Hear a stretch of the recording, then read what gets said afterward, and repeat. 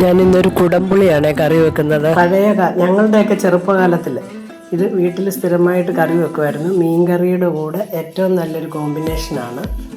നല്ല തേങ്ങ അരച്ച് പുളി അകത്തെല്ലാം കളഞ്ഞിട്ട് വെച്ചത്, കരിയാപ്പല, കൊച്ചുള്ളി, പച്ചമുളക്, ഇത് ഇത്രയും നന്നായിട്ട് നമ്മൾ വേവിക്കും.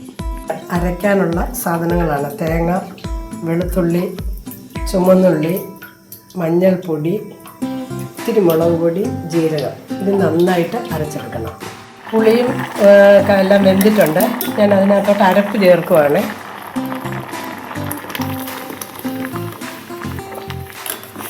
അരപ്പ് ചേർത്ത് ചെറിയ തീയിലിട്ട് വേവിക്കാവും. ചെറിയ തീയിലിട്ട് ഒരു ചെറുതായിട്ടൊന്ന് തിളച്ച് വന്നിട്ട് കടുക് വറക്കുമ്പോൾ നമ്മുടെ കറി റെഡി.